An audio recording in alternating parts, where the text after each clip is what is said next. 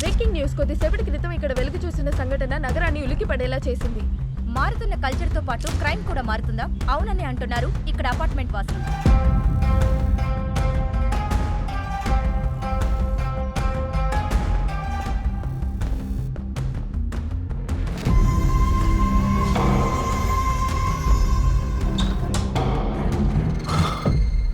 అను dead body దొరికిందట sir. నాకు ఈ కోర్టులు కేసులు కొత్తేం కాదు సార్. నా భయం అంతా మీ గురించి. ఏ చిన్న మ్యాటర్ బయటకు వచ్చినా ముందు మీ రాజకీయ జీవితం క్లోజ్ అవుతుంది. బెదిరిస్తున్నావా? పొజిషన్ మారాక కూడా నీ బుద్ధి మారకపోతే మూర్ఖత్వం అంటారు గురుమూర్తి. ఈ బ్రోకర్ కష్టార్జితమే కదా సార్ మిమ్మల్ని రాజకీయంగా ఎదిగేలా చేసింది. ప్రతిఫలంగా నేను ఎమ్మెల్యేని చేశాను, అది మర్చిపోకు. ఇప్పుడు కాదన్నది ఎవడు? కాపాడడం కూడా మీ ధర్మం అంటున్నాను. బయలుదేరుతున్నాను. పెంటను తీసి నెత్తి మీద పెట్టుకున్నట్టుంది.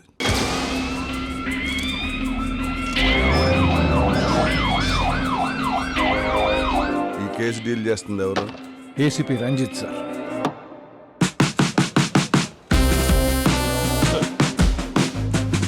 తన పిఎస్ పరిధిలోనే ఆ మర్డర్ జరిగింది.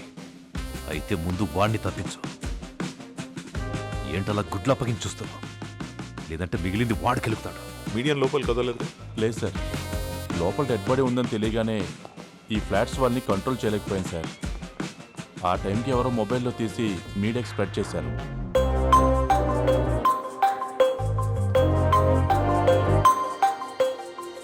సీసీటీవీ కెమెరాస్ ఎన్ని ఉన్నాయి? Total 6 cameras sir. Entry, exit and పార్కింగ్లో. స్టార్టింగ్ ప్రతి ఫ్లోర్కి ఉండేవాడు సార్. తర్వాత కెమెరా దగ్గరగా ఉన్న ఫ్లాట్స్కి ప్రైవసీ పోతుందని కంప్లైంట్స్ రావడంతో తీసేశారట. Which floor? 4th floor sir. ఇప్పటికే ఈ కేసులో మీడియా ఇన్వాల్వ్ అయింది గురుమూర్తి. ఇలాంటి టైంలో అలాంటి సిన్సియర్ ఆఫీసర్ని తప్పిస్తే మనమే వాళ్ళకి క్లూ ఇచ్చినట్టు అవుతుంది. అయితే మూసుకొని ఉండమంటారా? అవసరం లేదు. అసలు అమ్మాయి వెర్షన్ ఏంటో విందాం. అప్పుడు మనం ఏం చేయాలో క్లారిటీ వస్తుంది.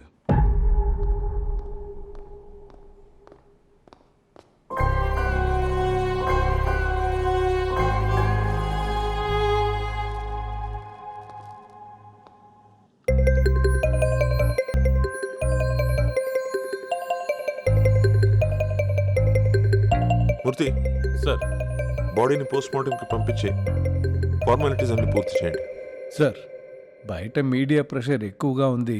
మీరు ఒకసారి ప్రెస్ మీట్ పెట్టి పెట్టి చట్టం తన పని తాను చేసుకుపోతుందని చెప్పమంటావా? మీకు కూడా మాలాగే 5 ఏళ్ళకోసారి ఎలక్షన్ ఉంటే తెలిసే డీజీపీ పదవి పోతే ఎలా ఉంటుందో. అది కాదు సార్, నేను వెళ్ళి జరగాల్సింది చూడు. సార్, డీజీపీ,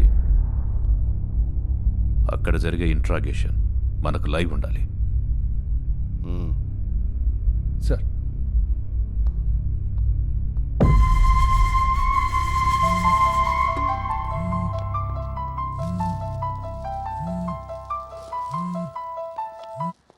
రజత్, 24 అవర్స్ లో కేసు క్లోజ్ అవ్వాలి.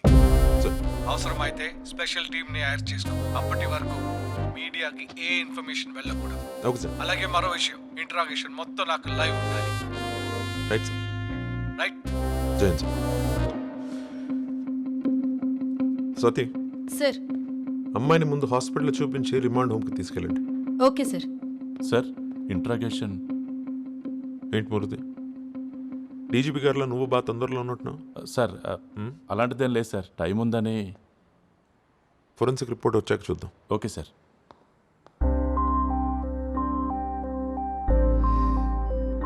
టీవీలో శృతిని చూపిస్తూ న్యూస్ అలా వచ్చేసరికి వాళ్ళమ్మ స్పృహ తప్పి పడిపోయిందిరా.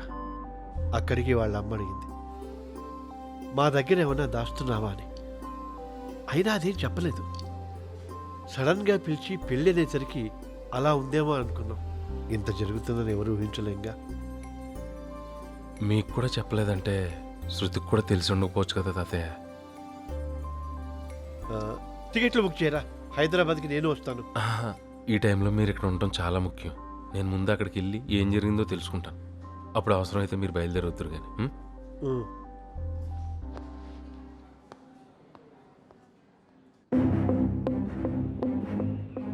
ఫార్వర్డ్. స్టాప్. వీడెవడు ఫార్వర్డ్ చేయి.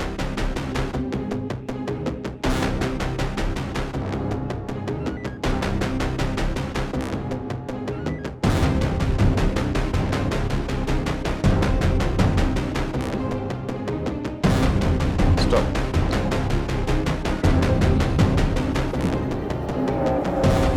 జీకే గ్రూప్ వాళ్ళది నోటిఫికేషన్ వచ్చింది సార్. రేపు మార్నింగ్ కల్లా ఎస్టిమేట్ రెడీ చేయండి. Sure sir. ఆ టెండర్ ఎట్టి పరిస్థితుల్లోనూ మిస్ కాకూడదు. Okay sir. సార్ మిమ్మల్ని కలవడానికి డాక్టర్ కిరణ్మయ్ వచ్చారు. నా కెరియర్ రిస్క్లా ఉంది సార్.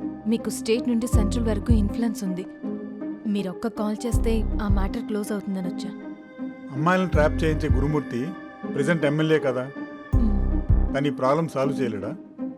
సార్, పొలిటీషియన్స్ తమని తాము కాపాడుకోవడానికి మిగిలిన వాళ్ళని బలి చేస్తారు.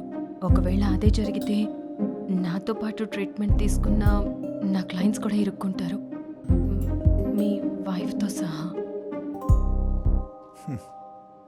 టెన్షన్లో వాస్తవాన్ని మర్చిపోతున్నారు మేడం. ఈ కంట్రీలో yearly 4 to 5 lakhs girls miss అవుతున్నా ఏ ఒక్కరికి చలనం లేదు. ఎందుకో తెలుసా?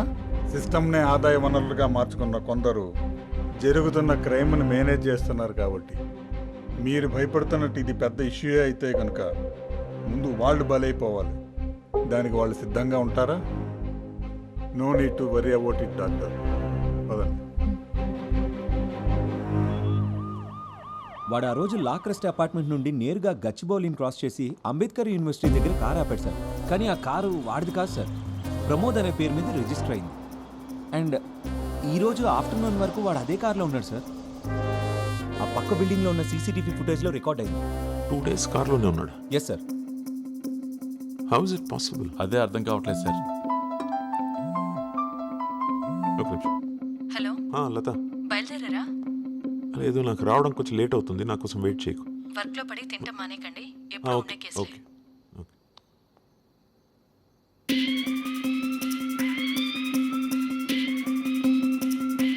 సుదర్శన్ సార్, 2 days తిండి లేకుండా కార్లోనే ఉన్నాడంటే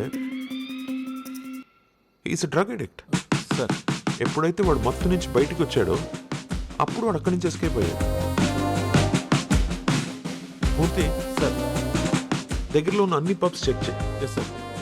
ముఖ్యంగా డ్రగ్స్ దొరికే ప్లేస్ ఎస్ సార్. మఫ్తీస్లో వెళ్ళు. Okay sir. నిన్న నువ్వు తనతో లాస్ట్ మాట్లాడింది ఎప్పుడు? నైట్ 11:30కి సార్. తను బయలుదేరుతున్నానంది. 11:30. అవును సార్.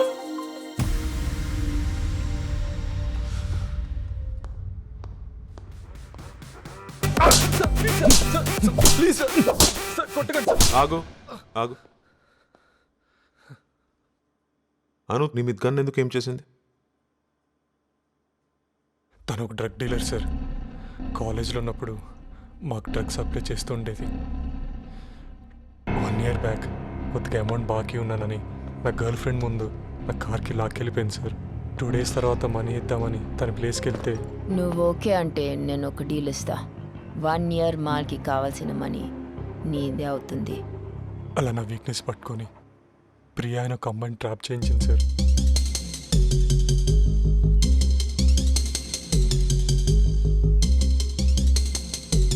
బాయమ్మా, జాగ్రత్తమ్మా. వీడేంటి ఇక్కడ? పరిచయమైన కొద్ది రోజుల్లోనే చాలా దగ్గరయ్యాం సార్. పాపం తనకు తెలియదు తను చిక్కుకుంటుంది ఒక విషపు వలయంలోనని.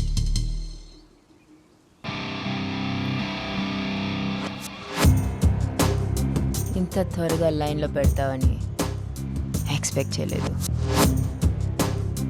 నీ సోదాపి ముందు డబ్బు ఇవ్వు. ప్రియాకి కాల్ చేసి ఫోరం మాల్ దగ్గర ఉన్న ఫ్లైఓవర్ దగ్గరికి రమ్మన్నాం. మా వాళ్ళు పికప్ చేసుకుంటారు. ప్రియాని ఎందుకు ట్రాప్ చేయమంది?